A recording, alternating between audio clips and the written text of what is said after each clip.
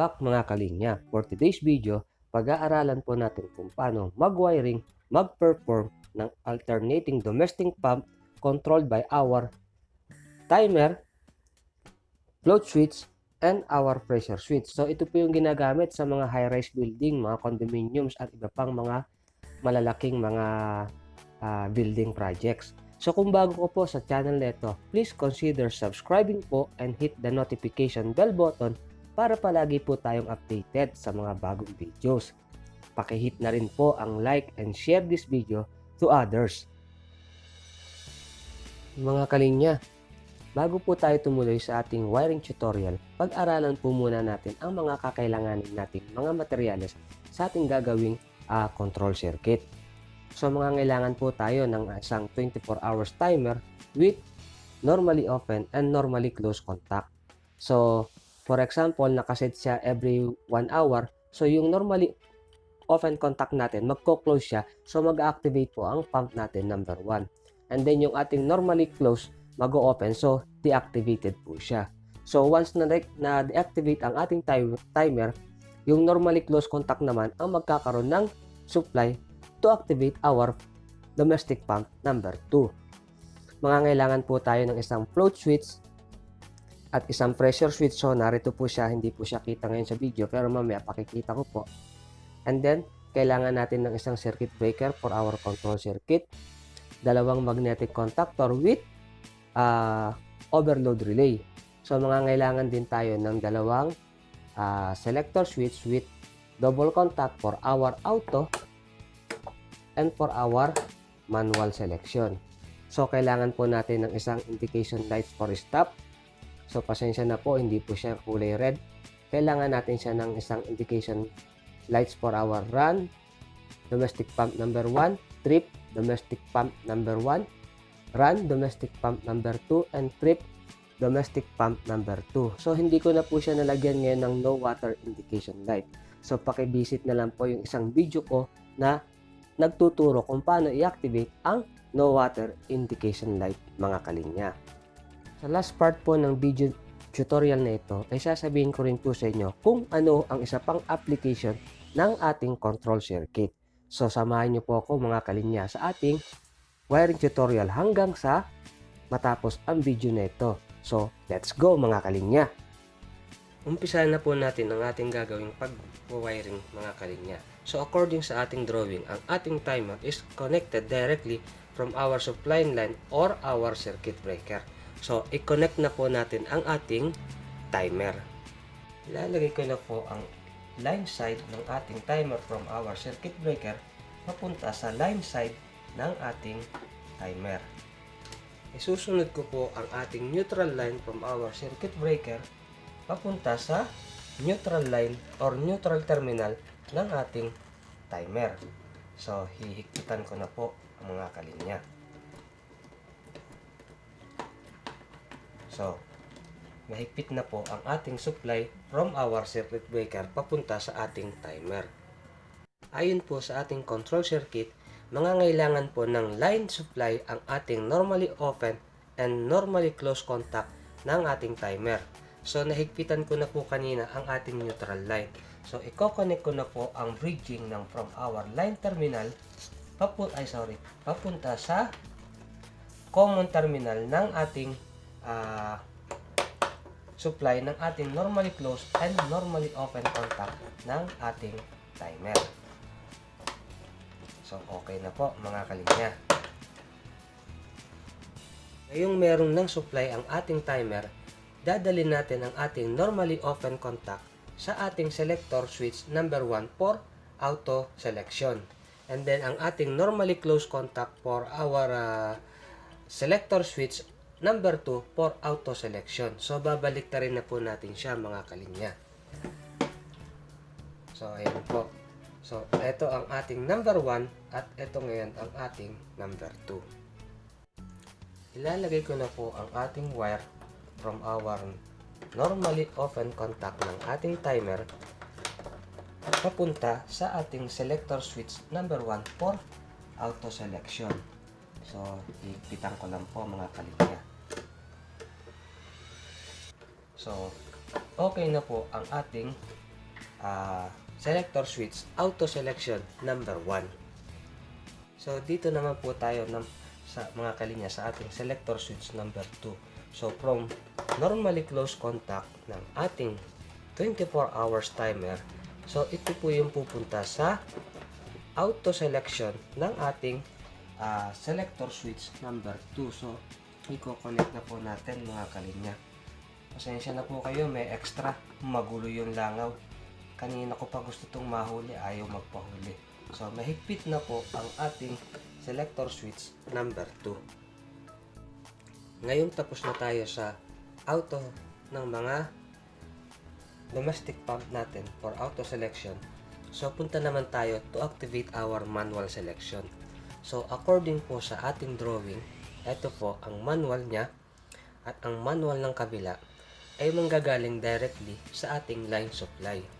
So ito pong ating circuit breaker ay nagpunta na po rin dito sa ating mga terminal block. So ito po ang ating line terminal block at ito po ang ating neutral terminal block. So from our line terminal, i-connect ko na po ang wire papunta sa sa manual selection ng dalawang selector switch. So may bridging na po siyang red kung makikita nyo po. So umpisa na po natin mga kalinya. From our line terminal block, i-connect ko na po ang wire na siyang magpupunta sa manual selection ng ating mga selector switch. So eto po, i-connect ko na rin po ang ating wire papunta sa ating manual selector switches mga kalinya. Yung tapos na tayo sa ating mga supply ng ating auto at manual selection. So punta naman tayo to activate our K1 and our K2 contactor. So from our selector switch number 1, kung makikita nyo po, meron tayong bridging dito. So ito po yun. From our selector switch number 1, i-connect ko na po ang wire na siyang pupunta sa ating K1 contactor. So ito po yung ating selector switch number 1. So once na mag-auto or mag-manual mode, dito po dadaan ang supply niya papunta sa ating A1 terminal ng ating K1 magnetic contactor. So hihigpitan ko na rin po ang ating A1 terminal ng K1 contactor mga kalinya. From our selector switch number 2, so i-connect ko na po ang wire na ito. Ito po yung magpupunta naman sa ating K2 contactor. So hihigpitan ko na po ang wire na ito na siyang pupunta sa ating K2 A1 terminal ng ating K2 contactor. So higpitan na rin po natin mga kalinya. So tapos na po tayo sa pag-wiring ng lahat ng line side ng ating main control circuit. So pupunta naman tayo sa pag-wiring ng ating mga neutral line to complete our wiring for our main control circuit. So hindi pa kasama ang sa mga indication lights mga kalinya. According po sa ating control circuit, from our neutral line, pupunta po siya sa ating float switch. So ang ating float switch po from normally open, once na nakababa, open siya, ibig sabihin walang tubig, and then once na tumaas, magko-close siya. So from the normally open contact of our float switch, pupunta siya in series with our pressure switch. And then, sa endpoint or the last terminal ng ating pressure switch, so ito po yung pupunta sa ating mga overload relay. Take note po mga kalinya, ang auto and manual selection ng ating control circuit is kontrolado or controlled by our float switch and pressure switch. So, ikakat niya yung ating neutral line. So, umpisa na natin mga kalinya. From our float switch, so nakakonect po siya dito sa terminal block nito. So, i-connect ko na po ang wire ng ating float switch papunta sa main neutral line ng ating control circuit, which is narito sa ating mga terminal block. So, i-connect ko na rin po ang neutral line ng ating float switch mga kalinya. So, okay na po siya mga kalinya. From the another terminal ng ating float switch, so, i-connect ko na po ang wire na ito. So, ito po yung in series with our pressure switch. So, okay na po ang wire na yan. So, ito naman po, i-connect natin sa ating pressure switch. And then, from the another terminal ng ating pressure switch, mga kalinya, so, ito po yung pupunta sa dalawang overload relay ng ating mga contactor. So, from this point, from another terminal ng ating pressure switch, so, i-connect ko na rin po ang wire na ito. So, tulad nga po ng aking nasabi, ito po yung pupunta sa mga overload relay. So, once na mag-cut off ang ating pressure o wala tayong tubig, so maka-cut off ang ating buong control circuit. So, hihigpitan ko na rin po ang wire na ito na siyang naka-connected din sa isang overload relay ng ating K1 contactor, mga kalinya. According po sa ating control circuit, from our overload relay, the another terminal, so pupunta po siya sa mga A2 terminal ng ating K1 at K2 contactor. So, ito po siya dahil galing na po ito sa ating pressure switch. So, from this point, pupunta tayo sa A2, and from this point, pupunta tayo sa A2 ng ating K1 contactor. So, gawin na rin po natin, mga kalinya. Lalagay ko na po ang wire ng ating A2 terminal ng ating K1 contactor papunta sa another terminal ng ating overload relay.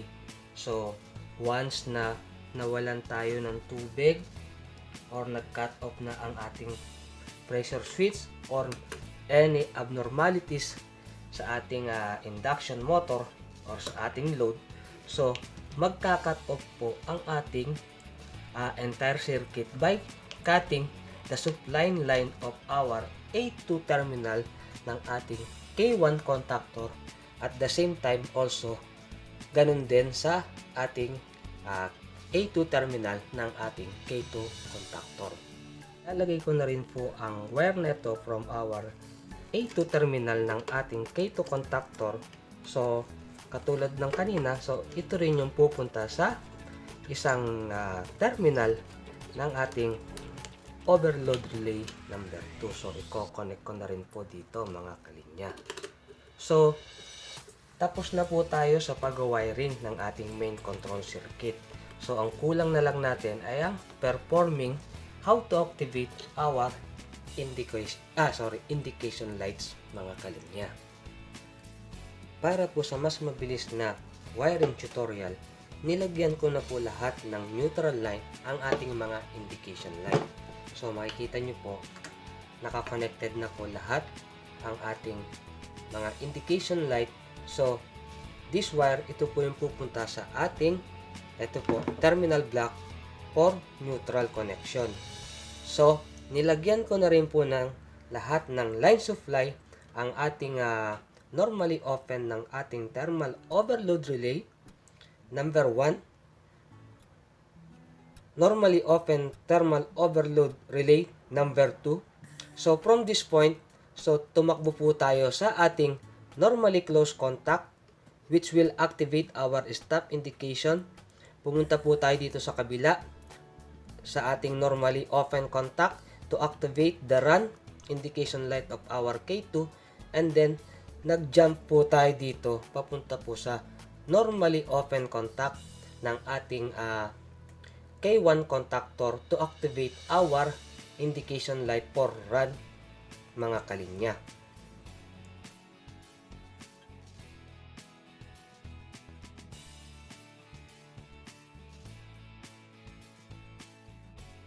Mga kalinya, nagkaroon po tayo ng konting modification po sa ating control circuit. So, sa unang control diagram po na aking pinakita, ang ating pong indication for run ng K1 at run for K2 ay nakaparallel po sa ating contactor. So, sa ngayon po, gagawin natin, gagamit po tayo ng normally open contact for K1 na nasa K1 at normally open contact na nasa K2 to activate our run indication light for number 1 at run indication light for our number 2. from normally open contact ng ating K1 contactor. So, i-connect ko na po ang wire na ito na siyang pupunta sa ating run indication light number 1. So, ito po ang ating run indication 1. So, i-connect ko na rin po ang wire na ito papunta sa ating run indication light number 1. So, ipitan ko na po mga kalinya. From normally open contact ng ating K2 contactor, so i-connect ko na po ang wire na ito na kapag nag-activate ang ating contactor, so magko-close contact po siya, ibibigay niya ang line supply papunta naman sa ating indication light run for number 2 contactor. So i-connect ko na rin po ang wire na ito sa ating run indication light number 2 mga kalinya. From normally close contact ng ating thermal overload relay number 1, once na nagkaroon ng any abnormalities, magko-close ito. Ibibigay po nito ang line supply na ito papunta dito na siyang pupunta sa ating trip indication light number 1. So, i-connect ko na rin po ang wire na ito papunta sa ating trip indication number 1 mga kalinya. So, hihigpitan ko na po ang wire na ito sa ating trip indication number 1. From overload relay number 2, normally open contact, ilalagay ko na po ang wire na ito po, na siyang pupunta sa ating trip indication light number 2. So, i-connect ko na rin po ang wire na ito papunta sa ating number 2 trip indication light. So, ito po ang ating number 2 trip indication light. So, sorry po, nahirapan ipasok. Hihigpitan ko na po ang wire nito na nagpunta sa ating trip indication light mga kalinya. Ang natitira na lang natin po mga kalinya ay ang ating indication light for stop. So, according sa ating control circuit, dadaan siya sa dalawang normally close contact ng ating K1 at ng K2 contactor. Once any of this contactor is activated, so mamamatay or mag-o-off po ang ating stop indication light. So kapag parehas silang naka-off ang ating K1 at K2, so dahil in series of close contact siya, so diretso ang ating supply from the line supply papunta sa ating indication light. So, dahil meron na tayong supply sa ating normally close contact, so, ito po siya. Then, from this point, magkakaroon po tayo ng series connection papunta sa ating isang normally open contact ng ating K1 contactor. And from this, another endpoint ng ating normally close contact. So, ito na po yung pupunta sa ating indication light for stop. So, i-connect ko na po ang ating series yung wire po na naka-series sa another normally close contact ng ating K1 at K2 contactor. So, hihigpitan ko na po mga kalinya. So, okay na po siya. From the last terminal of normally close contact, so ilalagay ko na po ang wire na ito, itan lang po natin, na siyang pupunta sa ating stop indication light. So i-connect ko na po ang end of this wire na nanggaling sa ating normally close contact. So iikpitan ko na po ang wire na ito sa ating indication light for stop. So, tapos na po tayo on performing our main control circuit at indication light, mga kalinya. Check po muna natin, mga kalinya, ang ating ginawang control circuit for any shorted. So, babalik na rin na po natin ang ating mga indication light at selector switch.